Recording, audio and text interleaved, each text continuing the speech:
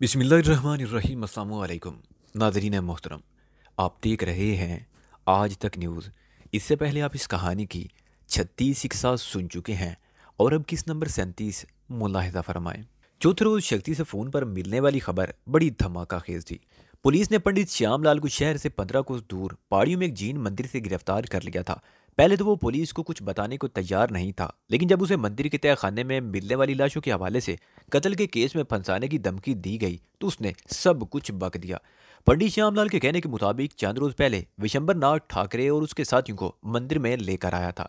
विशंबर ने इंकशाफ किया था कि चाल शुआल मंदिर का पंडित भैरू जिंदा है और शहर ही में किसी जगह रो पहुंचा है, और यह कि वो मंदिर की सारी दौलत भी अपने साथ ले गया है। पंडित भैरू के ठिकाने से सिर्फ एक आदमी वाकिफ है, वो पाकिस्तानी आतंकवादी जो सरकार और नागराज को भी मतलूब है। पंडित श्यामलाल के बयान के मुताबिक ठाकरे और विशंबर ने उस पाकिस्तानी आतंकवादी के जरिए पंडित भैरू तक पहुंचने का मंसूबा बनाया, लेकिन इसी दौरान विशंबर को कत्ल कर दिया गया। और फिर चंद रोज पहले वो पाकिस्तानी आतंकवादी अपने दो साथियों के हमरा, जिनमें एक लड़की भी थी, अचानक ही हनुमान मंदिर पहुंच गया। उन्हें किसी न किसी तरह मंदिर के तहखाने में पहुंचा दिया गया, मगर वो बड़े जबरदस्त निकले। ठाकुरे के एक आदमी उनके हाथों मारा गया और ठाकरे और उन लोगों को अपनी जान बचाकर वहां से भागना पड़ा। ठाकरे अपने जिंदा बच जाने वाले साथी के हमरा पहाड़ियों में कहीं गायब हो गया और वो खुद पहाड़ियों में भटकता हुआ अगले रोज दोपहर को जैन मंदिर में पहुंच गया। इसी जिला का धमाका खेज पहलू ये था कि पुलिस ने अब मेरे साथ पंडित भैरू की तलाश भी शुरू कर दी थी। भैरू अब किसी मंदिर का पंडित नहीं रहा था, उसकी वो हैसियत खत्म हो चुकी थी। उसके कब्जे में करोड़ों रुपए की मालियत की दौलत थी। असूली तौर पर यह दौलत अगरचे मंदिर की मलकियत थी, मगर हर शख्स इसे हासिल करने का आरज़ूमंद था। विशंबर सिंह, जिसने इस दौलत के लिए अपने गुरु नागराज से बगावत कर दी थी और मेरे हाथों मारा गया था। अमृत ठाकरे और अब पुलिस के बाद आला अफीसर इस मामले में खासी दिलचस्पी ले रहे थे। वो भी हर कीमत पर पंडित भैरू को तलाश करना चाहते थे ताकि उसकी दौलत पर कब्जा कर सके। मैंने पंडित भैरू को इन खबर की हवा तक लगने नहीं दी। इस तरह उसके बिदक जाने का खदशा था। हो सकता है वो कोई ऐसी हमाकत कर बैठे जिससे वो खुद ही उनके जाल में फंस जाए। अलबत्ता मैंने उसे यह बताया कि ठाकरे के भाग जाने से सूरत हाल बिगड़ गई है, इसलिए चंद रोज तक उसे मोहतात रहना होगा। मोहतात तो वो पहले ही था। मंदिर से फरार होने के बाद उसने इस बंगले में पनाह ली थी और कभी बाहर झांक तक नहीं देखा था। वो तो मैं ही था जिसने उस रात उसे बंगले से बाहर निकाला था और नागराज ने उसे छठी उंगली से शनाख्त किया था, और अब तो मेरे ख्याल में वो अपने कमरे से भी बाहर नहीं निकलेगा। अमृत ठाकरे की मुझे परवाह नहीं थी। अगर वो या कोई और भैरू को कत्ल करके उसकी दौलत पर कब्जा कर लेता है तो मेरी बला से मेरे पल्ले से क्या जाता था। मुझे सबसे ज्यादा फिक्र नागराज की थी। मैं उसे हर कीमत पर तलाश करना चाहता था। अगर वो इसी शहर से निकल गया तो फिर हाथ नहीं आएगा। उसका जिंदा बचकर निकल जाना मेरे हम वतनों के लिए बहुत बड़ा अजाब बन सकता था। मैंने उस इंजेक्शन के असरात देखे थे। पहली मरतबा जब रवि पंडित को वो इंजेक्शन लगा था तो वो झटके खा खाकर अजियत का शिकार होकर मरा था, और फिर उसने उस इंजेक्शन में कुछ तब्दीलियां की थी और ये उसका आखिरी तजुर्बा था जो उसकी तवक्को से कहीं ज्यादा बढ़कर कामयाब हुआ था। राधा ने जिस तरह तड़प तड़प कर जान दी थी, वो मंजिल मैं जिंदगी भर नहीं भुला सकूंगा। उसके ना सिर्फ नाक, कान और मुंह से खून बह निकला था, बल्कि उसके पूरे जिस्म की जिल्द भी फट गई थी। वो मंदिर याद करके मैं तो कांप उठा। ये इंजेक्शन दहशत गर्दी के मकासद के लिए मेरे बेगुनाह हम वतनों पर इस्तेमाल किया जाने वाला था, और इसलिए मुझे नागराज की तलाश थी। मैं उसे इस शहर से निकलने से पहले ही खत्म कर देना चाहता था। उस रात न जाने मुझे कैसे डॉक्टर शांता के ख्याल आ गया। उसके घर और क्लिनिक दोनों जगहों पर टेलीफोन तो थे, मगर मुझे उनमें से किसी का नंबर मालूम नहीं था। टेलीफोन के आसपास मुझे डायरेक्टरी भी दिखाई नहीं दे रही थी। मैंने सुमित्रा से पूछा तो उसने मेज की दराज से डायरेक्टरी निकालकर मुझे दे दी। चंद सफात पर मुश्तमिल ये खूबसूरत किताबचा था। माउंट आबू का कोई भी टेलीफोन नंबर 4 इंचों से मुतजावज नहीं था। तमाम नंबरों के लिए अगरचे 2-3 सफात ही काफी थे, मगर उनके साथ राजस्थान के बड़े बड़े शहरों के अहम फोन नंबर भी दिए हुए थे और बाकी सफात इश्तिहारात से भरे हुए थे। डायरेक्टरी में शांता नाम से 3 टेलीफोन नंबर थे। एक शांता राम जो कदीम इमारतों की देखभाल और तामीर का ठेकेदार था। डायरेक्टरी में उसके नाम का पूरे से का एक इश्तिहार भी था। दूसरा नंबर शांता बहल के नाम से था और पता एक शराब खाने का था। तीसरा नंबर शांता कुमारी के नाम का था, उसके आगे डॉक्टर लिखा हुआ था और एड्रेस भी उसी के क्लिनिक का था। मैंने डायरेक्टरी एक तरफ रखकर वो नंबर मिलाया। उस वक्त रात के 10:30 बज रहे थे। क्लिनिक बंद हो चुका था और शांता यकीनन अपने बगले में होगी। क्लिनिक वाली फोन नंबर की आवाज अंदरूनी कमरों तक जरूर जाती होगी। घंटी बजती रही और मैं कॉल रिसीव होने का इंतजार करता रहा। 10-12 मरतबा घंटी बज चुकी। मैं मायूस होकर रिसीवर रखने ही वाला था कि दूसरी तरफ से कॉल रिसीव कर ली गई और एक मध्यम सी नुस्वानी आवाज मेरी समाज से टकराई। Hello, doctor Shanta? मैंने पूछा। फोन पर उसकी आवाज समझ में नहीं आ सकी थी। बोल रही हूँ, आप कौन है? उसने पूछा। शांता, मैं नाजी बोल रहा हूँ, याद है ना? मुझे भूली तो नहीं? मैंने कहा। तुम्हें कैसे भूल सकती हूँ, मगर तुम कहाँ गायब हो? एक मिनट। वो एक लम्हे को रुकी, फिर बोली, मैं तुम्हें दूसरा नंबर देती हूँ, उस पर फोन करो। मैंने उसका बताया वो नंबर देहन नशीन कर लिया और रिसीवर रख दिया। तकरीबन 2 मिनट बाद मैंने दोबारा रिसीवर उठाकर वो नंबर मिलाया। इस मरतबा पहली घंटी पर ही कॉल रिसीव कर ली गई। कोई खास बात? मैंने शांता की आवाज़ सुनते ही कहा, हाँ, मैं 3-4 दिन से तुम्हें तलाश कर रही थी, मगर नागराज जैसा आदमी आज तक तुम्हारा खोज ना लगा सका। मैं अपने मकसद में कैसे कामयाब हो जाती? शांता ने कहा। इसे कहते हैं ना, दिल को दिल से राह होती है। मैंने हंसते हुए कहा, तुम मुझे खोज रही थी और आज मैंने खुद ही तुमसे राब्ता कर लिया। कहो, वो खास बात क्या है? नागराज तुमसे छुपता फिर रहा है और तुम उसकी तलाश में हो। उसका कोई सुराग मिला? शांता ने पूछा। अभी नहीं, लेकिन मैं जल्दी उसे ढूंढ निकालूंगा। लेकिन क्या? मैं एक लम्हे को खामोश हुआ, फिर मेरे जहन में अचानक ही एक और ख्याल उभरा। क्या तुम्हें उसका कोई सुराग मिल गया है? यकीन से नहीं कह सकती, लेकिन मैंने बेला का पता लगा लिया है, शांता ने कहा। क्या? मैं उछल पड़ा। कहाँ है वो? नागराज भी यकीनन उसी के साथ होगा। कहाँ देखा था तुमने बेला को? ये 4 दिन पहले की बात है, शांता बताने लगी। सुबह 4 बजे के करीब 2 आदमी मेरे घर पर आ गए। वो किसी मरीज को दिखाने के लिए मुझे अपने साथ ले जाना चाहते थे। मैंने इनकार किया तो उनमें से एक ने पिस्तौल निकाल लिया। इस तरह वो गन पॉइंट पर मुझे अपने साथ ले गए। तकरीबन 1 घंटे तक कार में सफर करने के बाद उन्होंने मेरी आंखों की पट्टी खोली तो मैं एक कमरे में थी और मेरे सामने बेड पर बेला पड़ी हुई थी। बेला? क्या हुआ था उसे? मैंने पूछा। अबॉर्शन, शांता ने जवाब दिया। अभी पहला ही महीना था। शुरू के 3 महीने तो औरत के लिए नहायत खतरनाक होते हैं, लेकिन बेला जैसी लड़कियां आराम से थोड़ी बैठती हैं, कदूकड़े लगाती फिरती हैं। और बेला की जिंदगी तो दूसरी लड़कियों से बहुत मुख्तलिफ है। वो चंद लम्हों को खामोश हुई, फिर बोली, उन्होंने मुझे ये नहीं बताया कि मरीजा को क्या तकलीफ है। बेला की हालत देखकर मैंने उसे हॉस्पिटल जाने का मशवरा दिया, लेकिन वो वहीं पर उसका इलाज करवाना चाहते थे। मैंने एक आदमी को भेजकर बाजार से कुछ चीजें मंगवा ली। मुझे वो पूरा दिन और पूरी रात वहीं रहना पड़ा। मैं उसे एक कमरे तक महदूद होकर रह गई। मुझे कमरे से बाहर निकलने की भी इजाजत नहीं थी। तो फिर तुम्हें यह पता तो मालूम नहीं होगा कि वो कौन सी जगह थी? मैंने पूछा। मैंने पता चला लिया था, शांता ने जवाब दिया। खिड़की के सामने भी अगरचे दबीज पर्दा पड़ा रहता था और एक आदमी 24 घंटे खिड़की में मौजूद रहता था, मगर एक मरतबा मौका पाकर मैंने खिड़की से बाहर झांक लिया। वो प्रेम पहाड़ी पर कोई कॉटेज है। प्रेम पहाड़ी? मेरे लहजे में हैरत थी। ये कौन सी जगह है? हैरत है, माउंट आबू में रहते हुए तुम आज तक उस जगह के बारे में नहीं जान सके। बहरहाल, शहर में किसी से भी पूछ लोगे तो तुम्हें उस पहाड़ी के बारे में बता दिया जाएगा। तो क्या मुझे उस पहाड़ी को काट कर दूध की नहर खोदनी होगी? मैंने कहा। नहीं, वो काटे ही तलाश करना है, शांता ने जवाब दिया। मुझे जिस काटेज में ले जाया गया था उसके मशरक की तरफ तकरीबन 150 गज के फासले पर जो काटेज है, उसके बरामदे की छत पर गणेश देवता की बहुत बड़ी मूर्ति बनी हुई है। उन दोनों काटेज के बीच में और कोई काटेज नहीं है। अगर तुम वो गणेश देवता वाला काटेज तलाश कर लो तो उस काटेज तक आसानी से पहुंच सकोगे। बेला के अलावा मैंने सिर्फ 2 ही आदमी देखे थे जो मुझे वहां लेकर गए थे। हो सकता है नागराज उस काटेज के किसी और कमरे में हो, या हो सकता है वो कहीं और हो। बहरहाल ये सब कुछ तुम्हें खुद मालूम करना पड़ेगा, शांता ने जवाब दिया। तुम्हें दोबारा भी वहां ले जाया गया था? मैंने पूछा। नहीं, शांता की आवाज सुनाई दी। वो पूरा दिन और पूरी रात मैं वहां ही रही थी। बेला की हालत संभल गई। मैंने कुछ दवाएं वगैरह भी मंगवा दी कि वो बाकायदगी से उसे इस्तेमाल कराते रहें। अगले रोज वो लोग सुबह की रोशनी फैलने से पहले ही मुझे मेरे बंगले पर छोड़ गए थे। उसके बाद उन्होंने मुझसे राब्ता नहीं किया। मेरा ख्याल है बेला ठीक हो गई होगी। ठीक है शांता, मैं कल रात किसी वक्त तुमसे मिलूंगा, मैंने कहा और फोन बंद कर दिया। शांता ने वाकई बड़ा काम किया था और ये महज इत्तफाक ही था कि आज मुझे उसका ख्याल आ गया और मैंने उसे फोन कर लिया। अगर शांता को फोन ना करता तो इतनी अहम मालूमात हासिल ना होती। शांता भी मेरे करीब आकर बैठ गई और मैं उसे शांता के बारे में बताने लगा। रत्ना भी मेरे करीब आकर बैठ गई और मैं उसे शांता के बारे में बताने लगा। फिर उसकी तरफ देखते हुए पूछा, ये प्रेम पहाड़ी कहाँ है? प्रेम पहाड़ी? उसने मुझे घूरा। प्रेम पहाड़ी वो जगह है जहाँ प्यार करने वालों पर कोई पाबंदी नहीं। हर मुल्क के किसी न किसी शहर में कोई ना कोई ऐसी जगह होती है जहाँ कोई पाबंदी नहीं होती। मादर पिदर आजाद किस्म के लोग ऐसी जगहों पर जाकर अपने दिल की भुड़ास निकाल लेते हैं। लंदन का हाइड पार्क बहुत मशहूर है, बल्कि वहाँ लोग हर किस्म की बातें किसी खौफ के बगैर आजादी से कह सकते हैं। वहाँ ना सिर्फ मलका को भी गलीज गालियां दी जाती हैं, बल्कि मरियम और ईसा के भी किस्से छेड़ दिए जाते हैं। इस तरह कोलंबो में छतरी पार्क बहुत शहरत रखता है। वो चंद लम्हों को खामोश हुई, फिर बात जारी रखते हुए कहने लगी, उस पार्क का नाम तो कुछ और है, मगर छतरी पार्क के नाम से मशहूर है। वहां दाखिल होने वाले हर शख्स के हाथ में तुम्हें एक छतरी जरूर नजर आएगी और पार्क के अंदर जगह जगह तुम्हें जमीन पर लातादाद खुली हुई छतरियां नजर आएंगी और हर छतरी के पीछे तुम्हें ऐसा होशरबा नजारा दिखाई देगा कि तुम सांस लेना भूल जाओगे। समझ लो कि ऐसे ही नजारे मियाँ और हर छतरी के पीछे तुम्हें ऐसा होशरबा नजारा दिखाई देगा कि तुम सांस लेना भूल जाओगे। समझ लो कि ऐसे नजारे मियाँ बीवी के बेडरूम में ही देखे जा सकते हैं। अगर झांकने का मौका मिले तो माउंट आबू की प्रेम पहाड़ी। उसने खामोश होकर गहरा सांस लिया, फिर बोली, प्रेम पहाड़ी भी ऐसी जगह है, वहां अगरचे कॉटेज भी है, लेकिन नेचर के असली सवादे लुत्फानंदोज होने वाले झाड़ियों और पौधों की आड़ लेते हैं और बाज़ लोग तो ये तकल्लुफ भी नहीं करते। मगर मगर क्या? मैंने उलझी हुई नजरों से उसकी तरफ देखा। सुना है कि कुछ अर्सा पहले वहां भी पाबंदी लगा दी गई थी। सिर्फ उन्हीं लोगों को जाने की इजाजत दी जाती है जिन्होंने वहां काटेज ले रखे हैं। ओह, मेरे मुंह से बेइख्तियार निकला, वहां काटेज किराए पर भी तो मिलते होंगे। मगर ऐसी भी बेचैनी क्या है? तुम वहां क्यों जाना चाहते हो? रत्ना बोली। बेला वहां एक कॉटेज में रहाइश पजीर है, हो सकता है नागराज भी वहां मौजूद हो, मैंने जवाब दिया।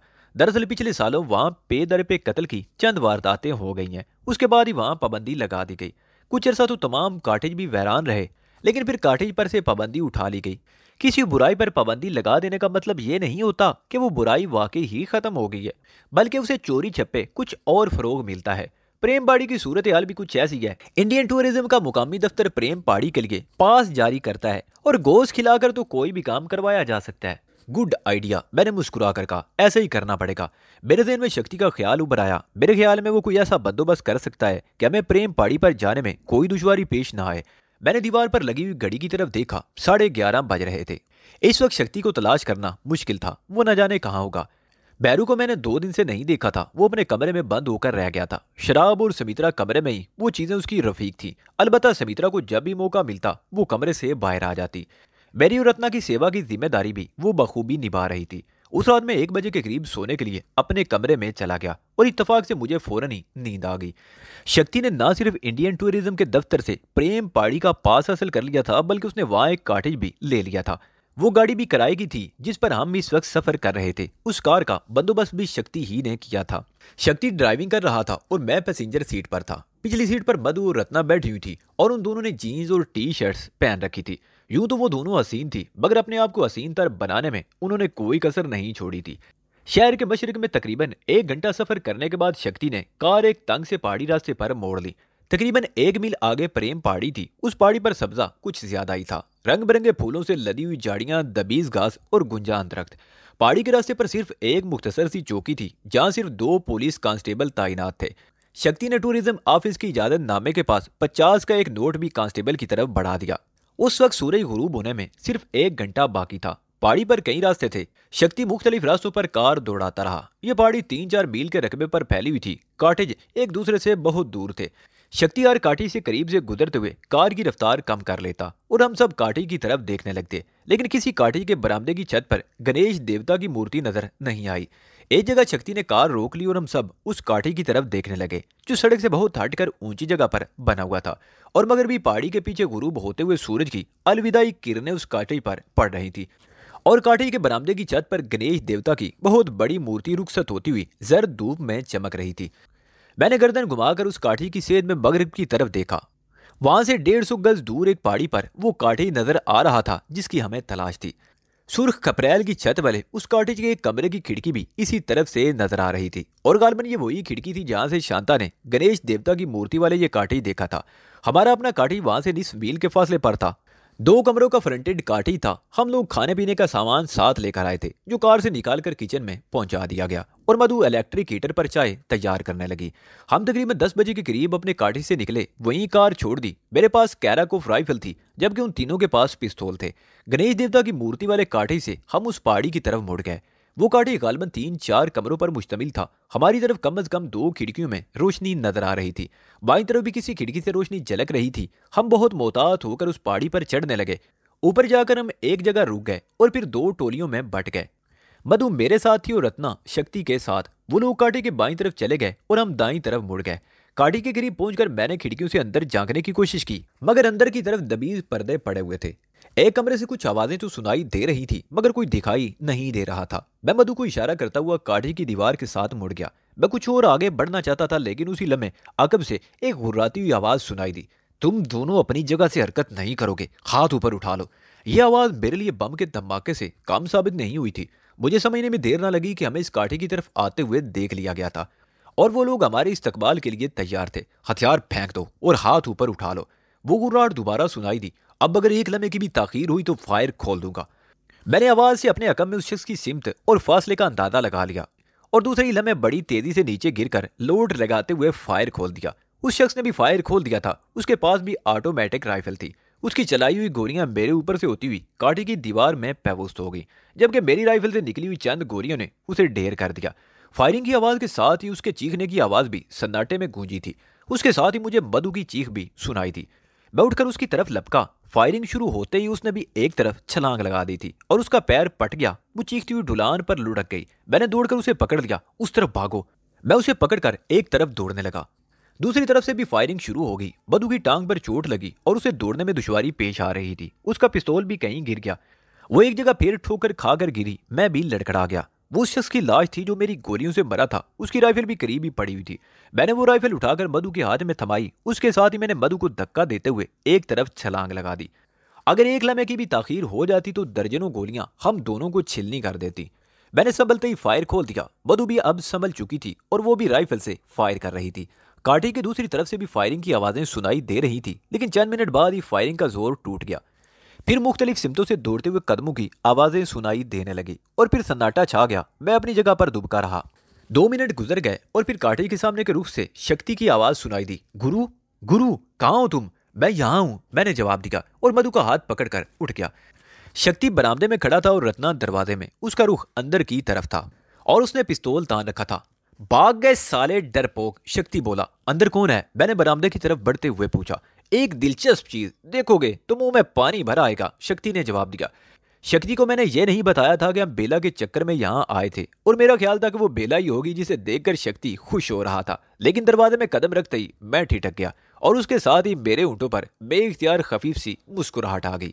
वो एक हिजड़ा था जो सामने कुर्सी पर बैठा हुआ था। बूंदे अंदाज में थपा हुआ मेकअप और खौफ से उसका चेहरा कुछ और भी बिगड़ गया था। उसने जनाना कपड़े पहन रखे थे। अबे ओ छक्के, शक्ति आगे बढ़ते हुए बोला। सच बता, तेरा उन लोगों से क्या ताल्लुक है, वरना खोपड़ी में सुराख कर दूंगा। कोई नाता नहीं है, वो जरा खौफ से कांपती हुई आवाज में बोला। ये लोग आज दिन में मुझे यहाँ लेकर आए थे मौज मेले के लिए, मुझे छोड़कर भाग गए साले। हाय राम, अब मैं क्या करूं, किधर जाऊं? मैं तुम्हें यहाँ से सीधा नरक में पहुंचा दूंगा, वहां मौज मेला करते रहना, शक्ति ने उसे घूरा। जब तुम आए थे तो यहाँ कौन था? मैंने आगे बढ़ते हुए पूछा। एक छोकरी थी, बच्चा गिराकर बीमार पड़ी थी। इस खाट पर मैं आई तो वो चली गई, उस छक्के ने जवाब दिया। मुझे सूरत हाल का अंदाजा लगाने में दुश्वारी पेश नहीं आई कि उन्हें आज दोपहर ही किसी तरह हमारे बारे में पता चल गया था और बेला यहाँ से कहीं और मुंतकिल हो गई थी। हमारे बारे में उन्हें इतला यकीनन नूर आजम वालों से मिली होगी। शक्ति ने रिश्वत लेकर इजाजतनामा हासिल किया था और इस तरह मशकूक होना लाजमी बात थी। यहाँ 3 आदमी छोड़ दिए गए थे जो हमारे इस्तकबाल के लिए तैयार बैठे हुए थे, लेकिन उनमें से एक मारा गया और 2 भाग निकले। बेला को शायद ये इल्म नहीं हो सका था कि यहाँ मैं आऊंगा। अगर मेरे बारे में कोई बनक भी मिलती तो वो इतना कच्चा इंतजाम न करती। दफातन मेरे जहन में एक और ख्याल उभरा। कहीं ने डॉक्टर शांता पर तो कोई शुबा नहीं हो गया। यह ख्याल आते ही मैंने शक्ति वगैरह को वहां से चलने का इशारा किया। वो हीरा भी मिन्नत समाजित करने लगा कि हम उसे यहाँ छोड़कर ना जाएं। वो भी हमारे पीछे ही कांटे से बाहर निकला था और फिर यूं लगा जैसे हम पर क्यामत टूट पड़ी हो। 3 तरफ से गोलियों की बारिश शुरू हो गई। प्रेम पहाड़ी प्यार के मुदभरे सुरीले नगमों की बजाय गोलियों से गूंज उठी। हिजड़ा काठी के दरवाजे पर आने वाली रोशनी में था। वो गोलियों का निशाना बन गया और चीखता हुआ ढेर हो गया। मैंने मधु का हाथ पकड़कर एक तरफ दौड़ लगा दी। रत्ना और शक्ति भी मेरे पीछे ही दौड़े। हम काठी के पिछली तरफ आ गए। उस तरफ उनका कोई और आदमी नहीं था। शायद उनका ख्याल हो कि हमें सामने ही से घेर कर खत्म कर देंगे, लेकिन ये हमारी खुशकिस्मती थी कि हम ऐन वक्त पर कांटे से बाहर आ चुके थे। उन लोगों ने हमें भागते हुए देख लिया था। उनके 2 आदमी भी कांटे के पिछली तरफ आ गए और तारीकी में अंधाधुंध गोलियां चलाने लगे। हम जवाबी फायरिंग करके अपनी पोजीशन की निशानदेही नहीं करना चाहते थे। मैंने शक्ति वगैरह को भी मना कर दिया कि वो फायर ना करे। मेरे ख्याल में अपने कांटे की तरफ जाना भी खतरे से खाली नहीं था। ये बाद में हम पर जो हमला हुआ था वो भरपूर था और उसमें कई आदमी शरीक थे। इसका मतलब था कि हमारे कांटे को भी घेरे में ले रखा होगा। उस तरफ शक्ति, मैं एक तरफ इशारा करते हुए चीखा। उधर एक कांटे के सामने मैंने एक कार खड़ी देखी थी। हम मुड़कर दूसरी तरफ दौड़ने लगे। वो कांटे मगरिब की तरफ तकरीबन 20 मील के फासले पर था। फायरिंग अब भी हो रही थी, लेकिन हम बहुत दूर निकल आए थे। यह हमारी खुशकिस्मती थी कि वो कार अब भी कांटे के सामने खड़ी थी। दरवाजा लॉक था, शीशे चढ़े हुए थे। शक्ति ने पिस्तौल का बट मारकर ड्राइविंग साइड की खिड़की का शीशा तोड़ दिया और अंदर हाथ डालकर लॉक नाब हटा दी और अंदर बैठकर दूसरे दरवाजे भी खोल दिए। चाबी इग्निशन में नहीं लगी हुई थी। शक्ति ने ड्राइविंग सीट पर बैठे हुए स्टीयरिंग के नीचे हाथ डालकर 2 तारें खींच ली और उन्हें जोड़कर इंजन स्टार्ट करने लगा। इसी दौरान मधु रत्ना पिछली सीट पर और मैं पैसेंजर सीट पर बैठ चुका था। पहले शीशा टूटने और फिर इंजन स्टार्ट होने की आवाज सुनकर तकरीबन 20 गज दूर कांटे का दरवाजा खुला और एक आदमी की चीखती हुई आवाज सुनाई दी। ए, कौन है? उसी लम्हे दूर से फायरिंग की आवाज सुनाई दी। वो शख्स अंदर भाग गया और धड़ से दरवाजा बंद कर दिया। इंजन स्टार्ट हो चुका था। शक्ति ने कार एक झटके से आगे बढ़ाई। 5 मिनट बाद ही हम चौकी वाली सड़क पर पहुंच गए। दोनों कांस्टेबल राइफलें ताने सड़क के बीच में खड़े थे। शक्ति ने उनके करीब कार रोक ली और किसी कांस्टेबल के बोलने से पहले ही वो खुद बोल उठा, ओ भैया, अपने थाने को फोन करो, फौरन बुलाओ, कातिलों का गिरोह प्रेम पहाड़ी पर चढ़ आया है, लोगों को बचाओ। वो दोनों पुलिस वाले गड़बड़ा गए। उनमें से एक तो फौरन ही गाड़ी की तरफ भाग गया और दूसरा भी कार के सामने से हट गया। शक्ति ने तेजी से कार आगे बढ़ा दी और उसकी रफ्तार बढ़ाता चला गया। शक्ति ने पुलिस वालों को बदआवाज कर दिया था। वो ये भी नहीं समझ सके थे कि हम गए तो किसी और कार में थे और हमारी वापसी दूसरी कार में हुई थी। 1 घंटे से भी कम वक्त में हम शहर पहुंच गए। मेरी हिदायत पर शक्ति ने कार का रुख राजेंद्र मार्ग की तरफ मोड़ लिया। चंद मिनट बाद ही कार डॉक्टर शांता के क्लिनिक से चंद गज आगे निकल कर रुक गई। मैंने उन्हें कार ही में बैठे रहने का इशारा किया और खुद नीचे उतरकर तेज तेज कदम उठाने लगा। अंदर किसी कमरे की बत्ती चल रही थी। मैंने 2-3 मरतबा बेल बजाई मगर कोई जवाब ना पाकर मेरे जहन में वसवसे सर उभारने लगे। मैंने गेट पर हाथ रखा तो वो खुला हुआ था। मैं कैराकोफ संभाले गेट में दाखिल होकर बड़े मोहतात अंदाज में आगे बढ़ने लगा। आगे वाला दरवाजा भी खुला हुआ था। शांता इतनी बेपरवाह नहीं हो सकती थी कि रात के वक्त दरवाजे खुले छोड़ दे। शांता, मैंने अंदर दाखिल होकर पुकारा मगर कोई आवाज नहीं मिली। मैं हाल कमरे से गुजरता हुआ उसके बेडरूम के सामने पहुंच गया। दरवाजा भिड़ा हुआ था मगर अंदर बत्ती जल रही थी। मैंने दरवाजा खोल दिया और उसके साथ ही मेरा दिल उछलकर खल्क में आ गया। शांता बेचारी की लाश बेड पर पड़ी थी। उसके सीने में ठीक दिल के मुकाम पर खंजर दस्ते तक महफूज था और बिस्तर की चादर खून से सुर्ख थी। उसके हाथ पुश्त पर बंधे हुए थे और मुंह में कपड़ा ठुंसा हुआ था। वो हमेशा साड़ी पहना करती थी लेकिन इस वक्त उसके जिस्म पर सिर्फ चंद ही कपड़े थे। जिस्म के मुख्तलिफ हिस्सों पर निशानात बता रहे थे कि मौत के घाट उतारने से पहले उसे तशद्दुद का निशाना भी बनाया गया था। आंखें जैसे फटी पड़ी थी और चेहरे पर खौफ व अजियत के तासरात जैसे मुंजमिद होकर रह गए थे। खंजर दस्ते तक उसके सीने में महफूज था। खून उसके सीने पेट को तर करता हुआ बिस्तर की चादर पर फैला हुआ था। खून को देखकर मेरी आंखों में उलझन सी तैर गई। खून कदर स्याही मायल और जमा हुआ सा लग रहा था। मैंने चादर पर बिखरे हुए खून पर उंगली रखी तो मेरा अंदाजा दुरुस्त निकला। खून जमा हुआ था। मैंने शांता की पेशानी पर हाथ रखा, फिर उसके सीने और पेट पर हाथ रखकर देखा। मेरे मुंह से गहरा सांस निकल गया। शांता का जिस्म बिल्कुल ठंडा हो रहा था, जिसका मतलब था कि उसे मरे हुए कई घंटे हो चुके थे।